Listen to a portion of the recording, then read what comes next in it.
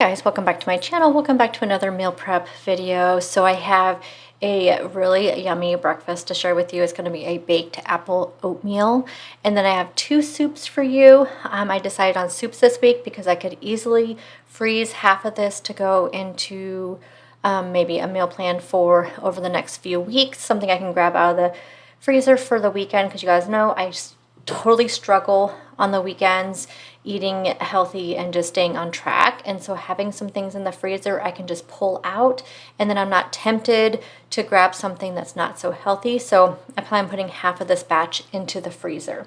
So first up, when I made my meal plan and my grocery list, I looked to see what I had in my pantry. And I talked about this a little bit in my grocery haul as well. So these are some of the things that I use to inspire my grocery list and my meal plan for the week. So I had some apples left over, I had the oats, I had some chicken broth, I had that orzo pasta. I have tons of half boxes of this protein pasta. I had a couple onions left over from last week. So this is definitely what kind of inspired this week's meal plan.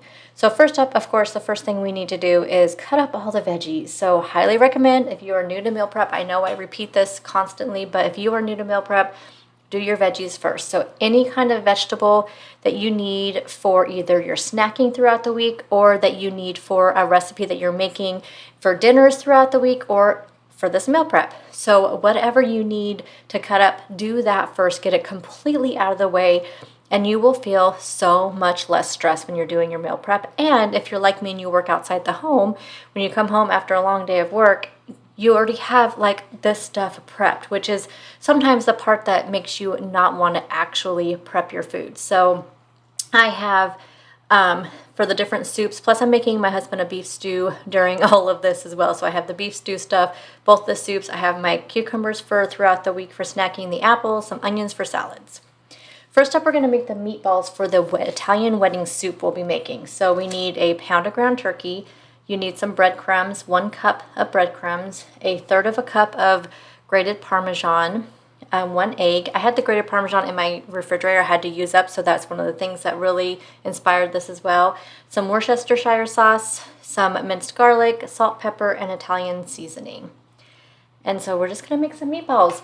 One of the things for this, I've never had this Italian wedding soup, and I was reading the instructions pretty carefully, and one of the things it said that make sure you made the meatballs super small, because this is a soup, so the meat is just a, kind of accompaniment to the soup itself.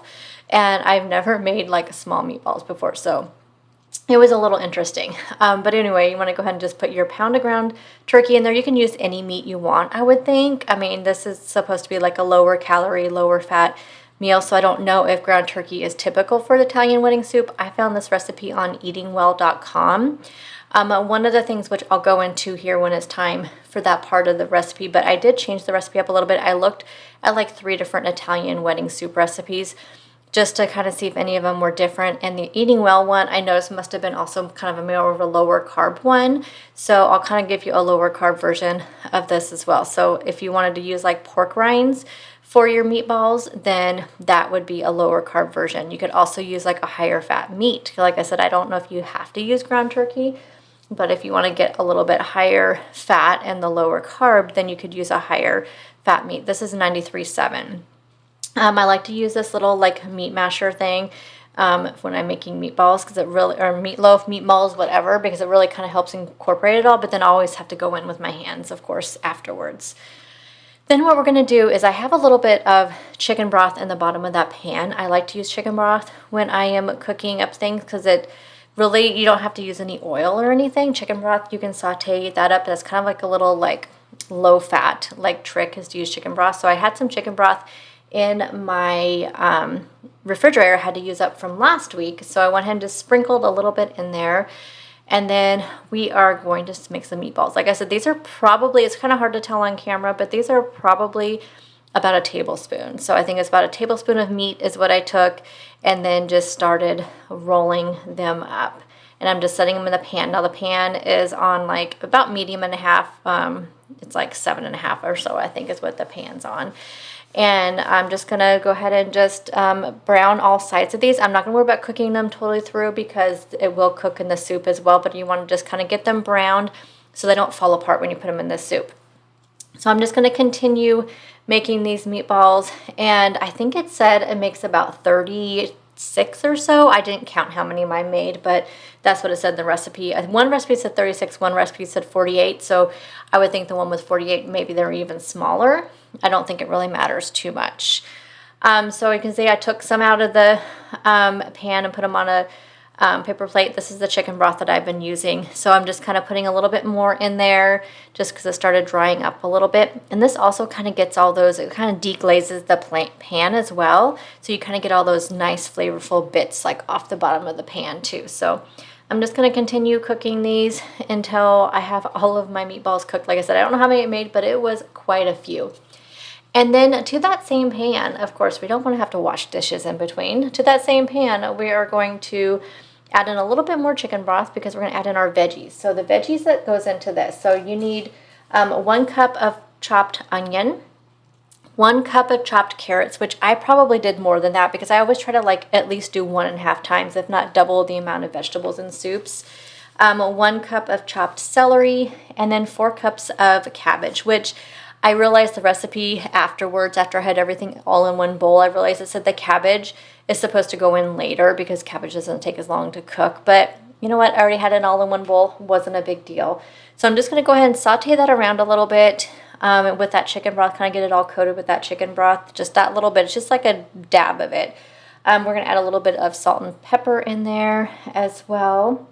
And all we're going to do is just saute this up until your veggies just have some color on them and, you know, they're just a little bit softened before we add in the rest of the ingredients. So this probably took, I don't know, about maybe 8 or 9 minutes or so because there was quite a few veggies. And the carrots I used, since I used the kind of rustic cut carrots, it really did take a little bit longer to cook. So now we're going to toss our meatballs in there. Yeah, some of them got a little bit dark. Those were the ones that when the pan started drying out. So we're going to add our meatballs in there, and then I'm going to add in some orzo.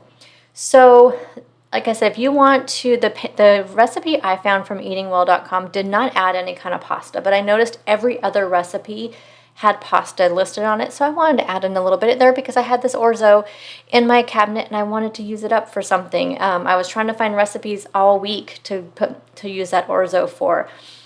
So you can leave that out if you want to keep it low carb. And also the beans, I mean, if you want to do low carb but you're not doing keto, then you can still go ahead and use beans because you're only using 1 can for this entire batch.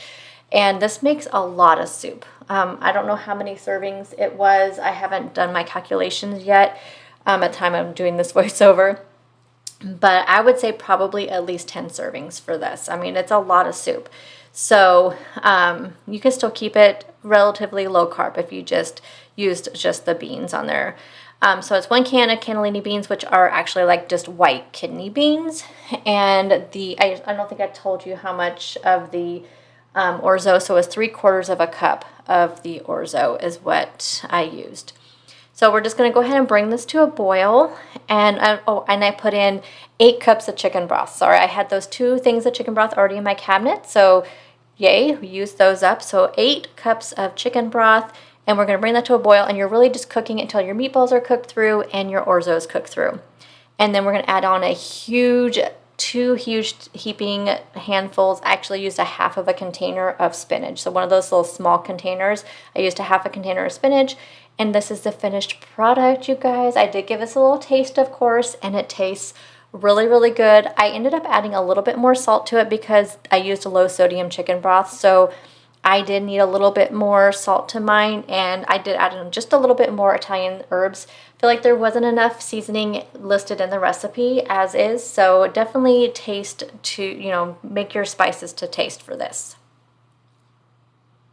Next up is one of my favorite soups ever, and that is a minestrone soup. Again, I'm just going to use this chicken broth up. So in my bowl here, I have 1 cup of celery, 1 cup of carrots, 3/4 cup of onion, 1 whole zucchini quartered and sliced, which was a pretty small zucchini. And I'm just stirring that up. So now the original recipe again called for 1/2 a cup of celery and 1/2 a cup of carrots, but that was not enough for me. So I went ahead and did a full cup.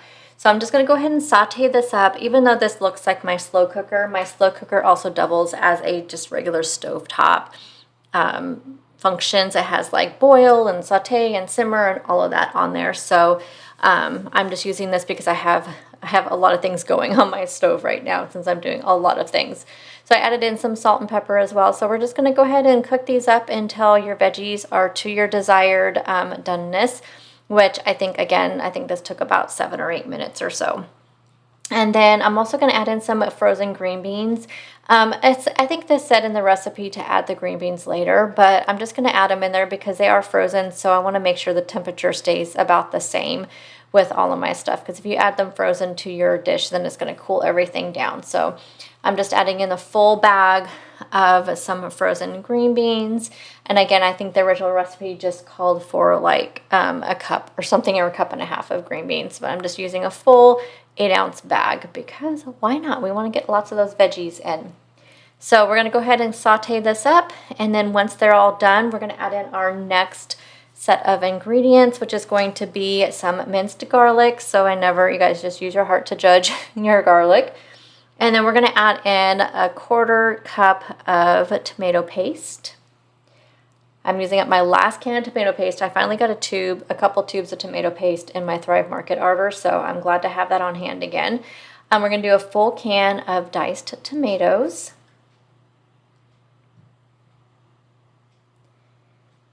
And then we're going to also add in some Italian seasonings, so just whatever you'd like. I mean, I think the original recipe called for 2 teaspoons, but I usually just kind of sprinkle it around and then I just taste it later on. And then we need to add in some vegetable broth. So I have this whole container, so we're going to do 4 cups of vegetable broth. Now, of course, if you don't want to keep this meal is very much vegetarian, but if you don't want to keep it that way, you could use chicken broth. Use whatever kind of broth you have on hand. I personally love vegetable broth, and if you guys have watched me for any amount of time, you know that I use vegetable broth probably almost all the time versus chicken broth, but it is a little bit more expensive, so now I think I'm going to go back to using chicken broth. But we're going to go ahead and give this a really good stir and get all that tomato paste and everything all mixed in there. And after that's all done, we're going to go ahead and add in some pasta and some beans. So you just want to make sure you get that tomato paste mixed up in there. That way you don't have any big clumps of it. So we have 1 cup of pasta. Now, the recipes for minestrone is going to tell you small pasta, but honestly, I have at least 4 boxes of half boxes. Almost every recipe I make, it calls for 8 ounces of pasta, and my pasta boxes for this protein pasta are 12 ounces. So I have like 4 boxes of 4 ounces of pasta in each of my box. So I went ahead and measured out a cup of that. I think the original recipe calls for a half of a cup of small pasta. So I just did a full cup. We putting in a full can of red kidney beans that have been drained and rinsed, and a full can of Great Northern beans that have been drained and rinsed. Again, I think you could probably put whatever kind of beans you want in there, so whatever you may have in your pantry. Beans are so cheap, so both of these soups are a really affordable meal, especially this minestrone soup is such an affordable meal, and you still get your protein from your beans, and you still get all your healthy vegetables. Now you're going to bring this to a boil and then allow it to cook for about 10-15 minutes just until your pasta's done. And then after that's all done, you're going to go ahead and put in some spinach. So I just used the other half of the container of spinach that I had left over from making the wedding soup. And here is the final product, you guys. Oh my gosh, minestrone soup, like I said, is one of my favorite soups. It's simple. It has so much flavor, so many veggies. It is so, so good for you.